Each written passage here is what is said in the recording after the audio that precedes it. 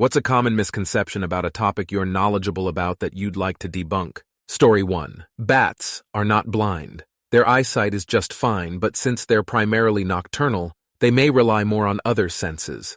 Echolocation, for instance, for getting around. Story 2Y2K was not a hoax or overblown hype. I was a computer controls engineer at a large chemical plant. Our main control room computers would definitely have failed due to Y2K had they not received software and/or hardware upgrades. We would have lost control of 150 huge vessels full of hot, corrosive chemicals. Story 3.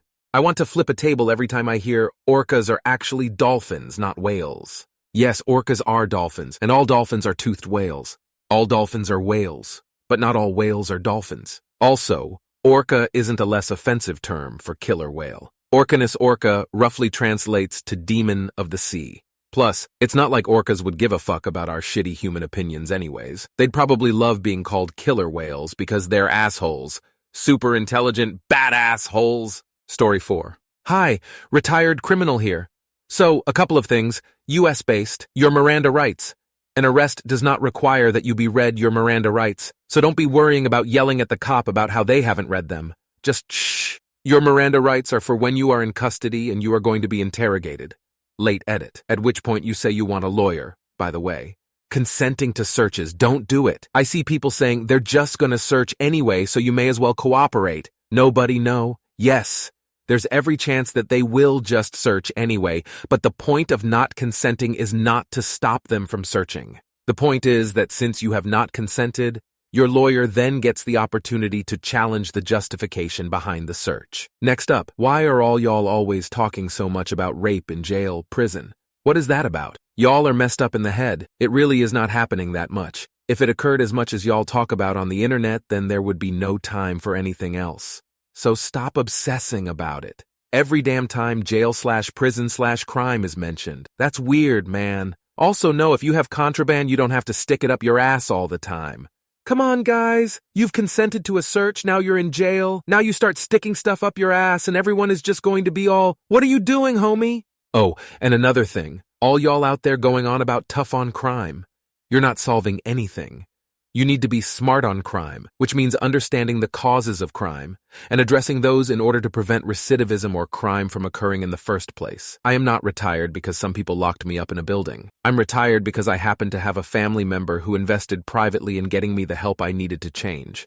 Most people in the system do not have this opportunity. All that I learned from being locked in a building was how to read for leisure, a more aggressive form of basketball, observation skills, and how to conceal items in a minimalist structure. Yell out as a taxpayer if you're thrilled that you contributed to me figuring out how to read a book, which is my favorite of those new talents. Story 5. ADHD isn't a personality trait. The brain chemicals do not interact correctly. Abnormalities in the structure and functional connectivity that are consistently linked to ADHD can be seen on brain scans. Yes, it is hereditary. ADHD raises the risk for death in children and adults by twofold. Adults with ADHD are 8x more likely to commit suicide. So yes, it is legitimately a danger for people with ADHD to be undiagnosed and untreated. Stimulants were approved for ADHD because they are less risky than unmedicated ADHD. That is the hill I will die on. Story 6. I'm a criminal lawyer. There's a lot to choose from in terms of misinterpretations/misunderstandings of the law. I think the underlying issue is that law is about language and employs terms that every reasonably educated person is familiar with in a colloquial context. So a lot of people think they can figure things out themselves without appreciating that specific terms have very specific meanings in a legal context. In terms of the law, I'd say my biggest pet peeve, at least, is the invocation of freedom of speech expression. Term varies by jurisdiction, to suggest that there should be no social or professional consequences whatsoever for speech expression, rather than properly appreciating that it refers to protections from state interference with speech. But you don't need to be an expert or lawyer to know that's wrong, as much as a lot of people keep getting it wrong. In terms of the practical realities of being a lawyer, the biggest misconception that I encounter all the time is that when someone is introduced to a layperson as a criminal defense lawyer, the first question they are asked is almost always, how do you defend someone you know to be guilty? And the premise of this question, that it's harder to defend guilty people, gets it entirely backwards. Defending factually, legally, and/or morally innocent people is way more of a psychological burden. It creates investment in the files and outcomes. It makes you stay up at night wondering what else you could have done, and hearing an inner voice telling you aren't good enough. Defending guilty people is easy. Either try to plead them out with a favorable deal, or set it for trial and argue the state hasn't proven their case. Just ensure that procedural rights are protected and sentences are fair. Story 7. Blacksmiths don't work in molten steel. Molten implies the metal is a liquid, which it is not at any point in the forging process. Also, red hot isn't that hot. Red is the color where you usually want to stop hammering. I wish people said white hot more, because that is as hot as you can get the metal before it burns. Edit. Ironic that the comments here have illuminated another misconception that infuriates me. Sword making is not impressive shit. It isn't even sophisticated from a forging perspective. Think about it for 10 seconds. Everything a blacksmith makes starts life as a bar. The less the bar-like the final product is, the harder it is to forge. Story 8. Nuclear energy is the safest and cleanest energy, actually. There's so many rules and backups to backups to backups to make sure nothing bad happens. There's 10s to 100s of coal plant accidents a year that don't get talked about, but the 3 mishaps in nuclear over the last 50 years tank the industry in public eye. Story 9. A few things. Firstly, when a grenade explodes, it's not the 55-gallon oil drum exploding like people think it is. It's literally a puff of smoke. You might see a flash for an instant as it explodes, but there's no fireball like Hollywood makes you believe. Second, removing a magazine from a firearm doesn't make it safe. There's likely a round in the chamber. Third, guns don't just go off if you drop them, and certainly not like in True Lies when the SMG goes bouncing down the stairs and empties its entire magazine. Story 10. Security guard. That CCTV you think is keeping an eye on your safety?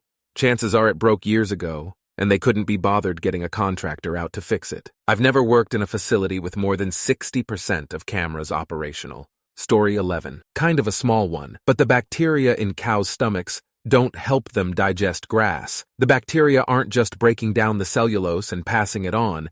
They aren't converting it into protein and secreting it, etc. Rather, the cow swallows grass and uses it to feed the bacteria, breeding them like in a broth culture, then derives nutrition by digesting the dead bacteria in its true stomach. Cows don't help us digest grass by eating it and then becoming our food, so bacteria don't help cattle digest grass either. Story 12. The misconception is history is written by the victors. No, history is written by those cultures which have a tradition of literary expression. Athens lost the Peloponnesian War. Our main source for that war is an Athenian writer. The Chinese lost the war against the Manchus and the Ming dynasty fell. Our sources for that conflict are Chinese writers. The Byzantine Empire was defeated in 1453 when Constantinople was taken by the Ottomans. A key account of that siege comes from a Byzantine author. Story 13. When it comes to local politics, 9/10 times the politician you'll want is not the one screaming about how they're going to change the system or fight for the people or something. Sure, you may want those things on the national or regional level. But on the local level, it matters way more that, say, the school board is getting its budget passed smoothly, or that the local fire station has the funds to replace an aging truck, than any sort of grand political affiliation. As such, anyone trying to wield party affiliation, especially if they're in the majority party, probably has little to no idea what they're actually doing, or is corrupt through and through, and hoping to distract you with big issues that they'll never actually weigh in on, or, worse, they will, and result in a massive kerfuffle that should never have even existed in the first place. This basically applies for anyone, anywhere, not just America. When it comes to local politics, the important thing is having people who can get something done with minimal corruption instead of greater scope politics. Story 14. I'm a medieval historian who focuses on food habits. There is a common misconception that the numeric year, i.e. 1325 AD, yes, we still use BC and AD often, didn't change until around Easter or March 25 each year. Therefore, what we would consider February 23, 1325 by modern calendars, as an example, would have actually been February 23, 1324 in medieval calendars, since that date happens before Easter March 25. It is called the Old Style and New Style dating system. Major efforts to clean up the system were made in different areas of Europe throughout the 17th and 18th centuries. However, when I go to museums and attend other public history events, I notice that the concept is far too liberally applied to pre-1800 European North American history. My specialty is French, English, and Latin diet accounts made in French and English noble households, 1350 to 1650. In particular, I like to have long runs of accounts, the same household with daily entries for at least a few months. Diet accounts were fairly formulaic across the centuries, and essentially consist of a date, lists of all ingredients entering into the kitchen on a given day, the cost of each ingredient, and often the source of the ingredient, form a manner from the cellar, from town, etc. I have yet to come across a diet account from a French or English noble household, 1350 to 1650, where the clerk changed the year at Easter, March 25. In the manuscripts that I work with, the numeric year always changes on January 1st. In addition, since I can see the volumes of foodstuffs entering into the kitchen, it is possible to see when the household is holding major feasts. January 1st was always a major feast day. It is true that January 1st falls within the 12 days of Christmas, but it still always saw a significantly greater list of foodstuffs than most of the other 12 days of Christmas. They typically only feasted on Christmas, New Year, and Epiphany during the 12 days of Christmas. January 1st saw two competing religious feasts vie for observance during the Middle Ages, the Feast of the Circumcision and the Solemnity of the Virgin Mary. However, the January 1st feasts are a little different from proper religious feast days from a food perspective. Major religious feasts were always preceded directly by a fast in diet accounts, times when only fish and vegetables were consumed. Beef, pork, poultry, game, butter, etc. were not used on fast days. January 1st is never preceded by a fast, unless it happened on regular fast days of Wednesday, Friday, or Saturday. Every week of the calendar year, Wednesday, Friday, and Saturday were fast days, unless a religious feast happened on those days. Easter happening on a Saturday would make it a meat day. Therefore, from a food perspective, January 1st seems to have operated as a standalone feast day that had a slightly less religious overtone than other major feasts that would be preceded by a period of fasting. I'm certainly not saying that the old-style calendar didn't exist. It did. It was used inconsistently across Europe and even regionally, or in different sectors. Monasteries might have used it a little more than others within the same region before 1800. However, many unconnected places in 14th through 17th century Europe were already using what we consider the New Style calendar. New Year's celebrations largely seem to have happened on January 1st. March 25th is never normally a feast day in the diet accounts.